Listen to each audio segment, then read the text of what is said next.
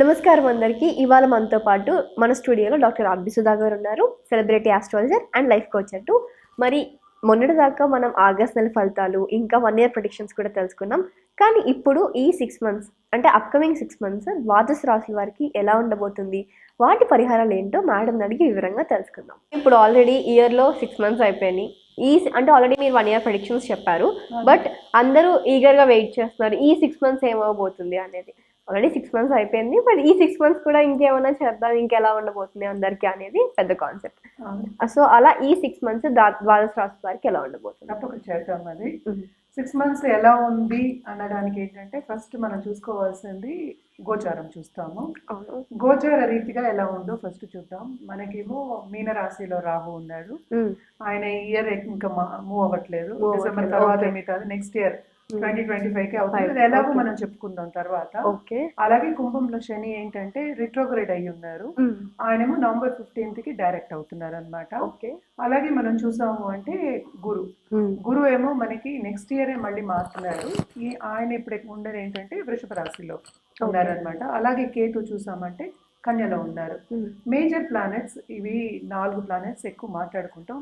మిగతావన్నీ ఏంటంటే మూన్ అయితే ఒక రాశిలో 2.5, 2.5, 3 రోజులు అంతా ఉంటుంది. సన్ అయితే ఒక 30 రోజులు మనకి తెలిసిన నెల అలాగే వస్తుంది. అలాగే వీనస్ కానీ మార్స్ కానీ మళ్ళా ఇంకా మెర్కురీ కానీ 30 రోజులు 40 రోజులు మ్యాక్స్ 60 days లోపల మనకి మారుతూ ఉంటాయి. కనుక మనకి దాన్ని బట్టి ప్రెడిక్షన్స్ అనేవి మనం చెప్పుకుంటూ ఉంటాం అనమాట.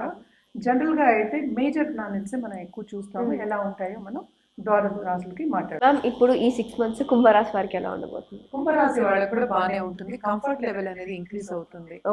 కంఫర్ట్ లెవెల్ ఇంక్రీజ్ అవ్వాలంటే ఖరీదైన వస్తువులు కొనుక్కోవాలి, అంతే కదా.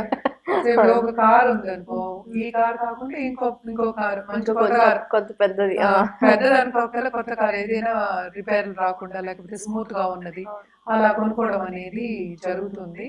ఎందుకంటే మనకి సెకండ్ లో ఏమో 4th లో ఉన్నది జూపిటర్ సంచారం కొంతవరకు మంచి రిజల్ట్స్ ఇస్తుంది. కానీ వీళ్ళకి ఏ లాండ్స్ అని ఉంది, అందరికీ తెలిసిన ఒక విషయం. సో మిశ్రమ ఫలితాలు ఘోషిస్తున్నాయని చెప్పుకోవాలి మళ్ళాను. కానీ ఏంటంటే వీళ్ళకి నవంబర్ వరకు కొంతవరకు బాగానే ఉంటుందని చెప్పుకోవాలి. దీంట్లో ఆర్థికంగా గ్రోత్ అనేది ఉంటుంది. అలాగే లోన్స్ తీసుకున్నా కూడా అక్కడ వస్తువు అనేది కనిపిస్తుంది అనమాట. అంటే నువ్వు శ్రమ పడుతున్నా ఒక ఫలితం అనేది కనిపిస్తుంది. ఈఎంఐస్ ఉన్నాయి, అక్కడ ఒకటి కనిపించాలి కదా వస్తువు, మరి ఈఎంఐస్ ఉంటే అలాగా సద్వినియోగం శుభ ఫలితాలు కొన్ని కనిపిస్తున్నాయి అనమాట. సో బాగానే ఉంటుందని చెప్పుకోవాలి. అలాగే ట్రావెలింగ్ అనేది చాలా అధికం. ట్రావెలింగ్ లో వీళ్ళకి శ్రమ పడే యోగం అనేది ఎక్కువ కనిపిస్తోంది. తప్పక ఏంటంటే వాళ్ళ వినోదాల కోసం తప్పక ట్రావెల్ చేస్తారు. అంటే హ్యాపీనెస్ గురించి బ్రేక్ తీసుకోవడానికి కానీ అలా ట్రావెలింగ్ అనేది ఎక్కువ కనిపిస్తోంది. బాగుంటుంది అని చెప్పుకోవాలి. నవంబర్ వరకు ఉంది. అలాగే రిలీజియస్ గా వీళ్ళకి గ్రోత్ అనేది కూడా ఎక్కువ కనిపిస్తోంది. ఎస్పెషల్లీ ఎప్పుడు మనకి సెప్టెంబర్లో, ఆగస్ట్ ఎండ్ సెప్టెంబర్లో. ఎందుకంటే సన్ దిగుతున్నారు కదా, మనకి సన్ సంచారం కూడా జరుగుతోంది. అప్పుడు బాగుంటుందని చెప్పుకోవాలన్నమాట. సెకండ్ రాహు ఉన్నారు కనుక సడన్ గా డబ్బు వచ్చే సూచనలు కనిపిస్తున్నాయి, ఎస్పెషల్లీ బిజినెస్ పీపుల్ కి. అండ్ ఆన్లైన్ బిజినెస్ లో ఉన్న వాళ్ళకి బాగా లాభాలు అనేది చూస్తారు.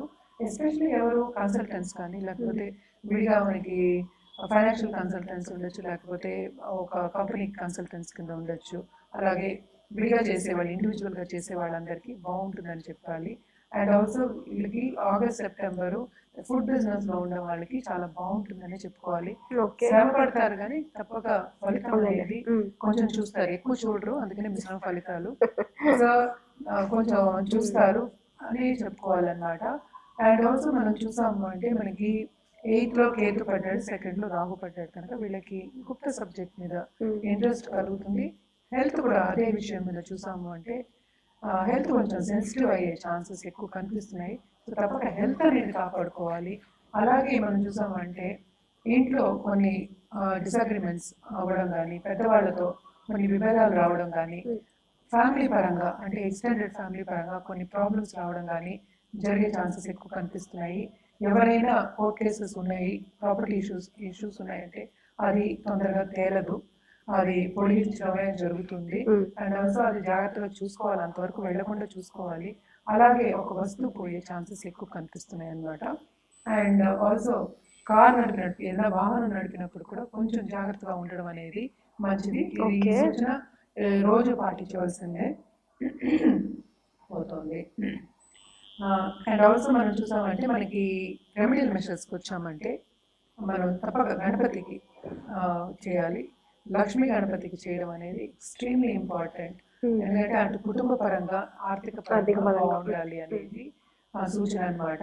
అండ్ ఆల్సో శని చాలీస చదువుకోవడం కానీ, నవగ్రహ స్తోత్రం చదువుకోవడం ఎవ్రీడే చదువుకోవచ్చు, కానీ సాటర్డే చదువుకోవడం అనేది వెరీ ఇంపార్టెంట్.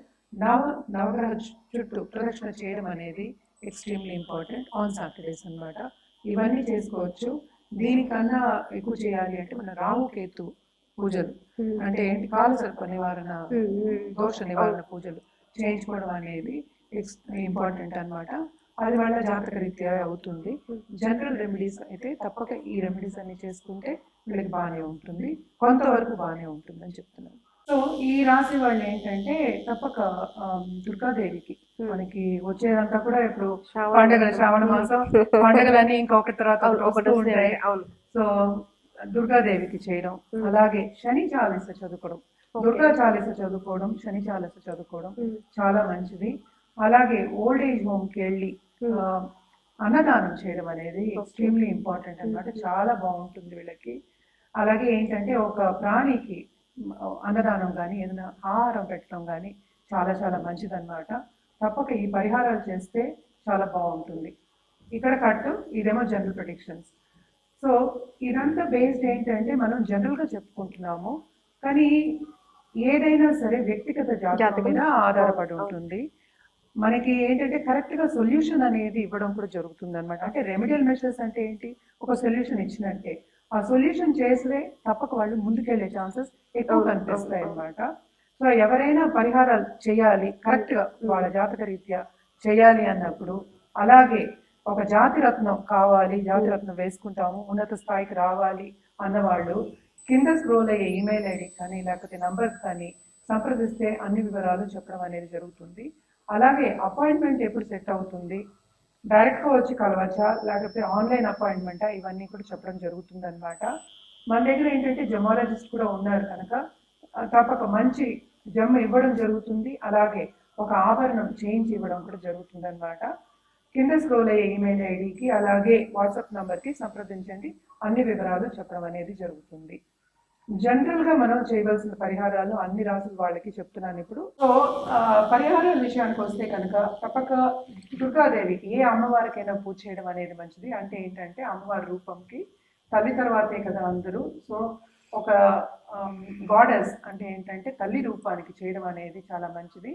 అలాగే మనం ప్రకృతిని కూడా గాడెస్ కింద తీసుకుంటాము. అలాగే చాలా మందికి ఏంటంటే డబ్బు కావాలి అని ఉంటుంది, అంటే సంపద రావాలి, ఆర్థికంగా ఎదగాలని ఉంటుంది. సో ఈ మాసం ఎస్పెషల్లీ ఆగస్ట్ మాసం మనం మాట్లాడుకునేది ఈ 6 months కదా, ఆగస్ట్ మాసం తప్పక దేవి పూజలు చేయడం చాలా మంచిది. సో ఈ ఆగస్ట్ నెల అంతా కాకుండా మనకు వచ్చేప్పుడు అన్ని ఫెస్టివల్స్ వస్తున్నాయి. తప్పక నెక్స్ట్ మార్చ్ అంటే ఏంటి మన ఉగాది వరకు ఒక్కొక్క నెల మనకి ఫెస్టివల్స్ వస్తూనే ఉంటాయి. సో పుణ్యక్షేత్రాలు ఎస్పెషలీ దేవి ఉన్న టెంపుల్స్ వెళ్ళి సందర్శించడం చాలా మంచిది. అలాగే పుణ్య నది స్నానాలు చేయడం కూడా చాలా మంచిది అనమాట, ఎస్పెషలీ శ్రావణ మాసంలో. అలాగే నవంబర్ డిసెంబర్ లో కూడాను మనకి ఎలాగో దేవి నవరాత్రులు కూడా వస్తాయి కనుక దేవిని పూజించడం అనేది చాలా మంచిది.